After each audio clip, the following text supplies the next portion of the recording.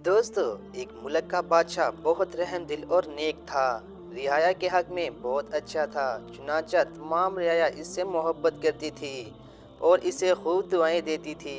इसी मुल्क के एक दूर दराज गांव में एक किसान रहता था जिसकी ये ख्वाहिश थी कि अपने नेक दिल बादशाह की जियारत की जाए और इसे कोई तोहफा दिया जाए।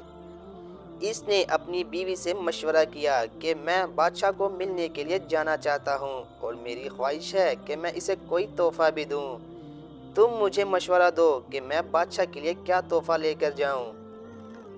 बीवी ने कुछ देर सोचा और कहा कि बादशाह के पास तो हर चीज़ होगी, हम इसे क्या तोहफा दे सकते हैं।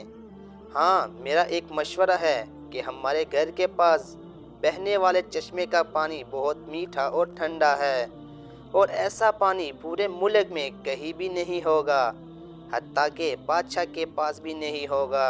तो तुम इसे ये पानी लेकर जाओ। किसान को ये तजवीज़ पसंद आ गई और इसने अपने चश्मे से पानी के 2 घड़े भरे और अपने गधे पर लाकर बादशाह से मुलाकात के लिए रवाना हो गया।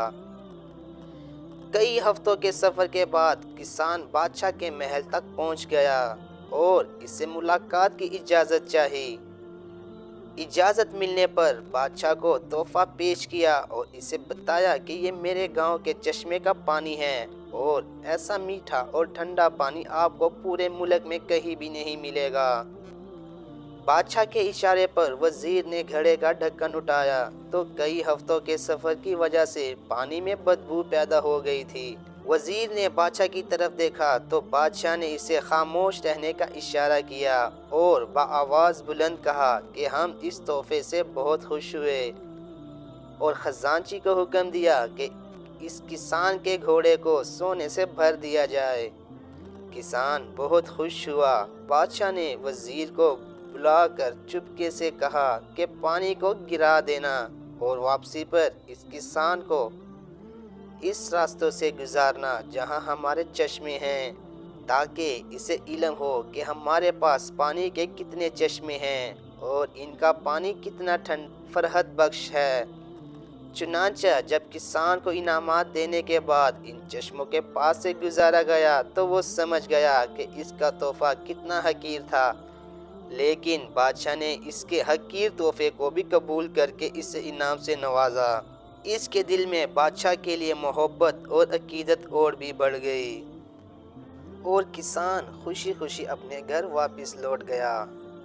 तो दोस्तों, हमारी इबादत का भी यही हाल है। हम जो टूटी फूटी इबादत करते हैं तो हम इसे बहुत अच्छे समझते हैं और अपने मालिक के हजूर पेश करते हैं। इन इबादत की हकीकत मालूम होने के बावजूद वो मालिकुल मुल्क ना सिर्फ अपनी इबादत को कबूल करता है बल्कि बेशुबा बल्कि इनाम के तौर पर बहुत सी नेमतों से भी नवाजता है।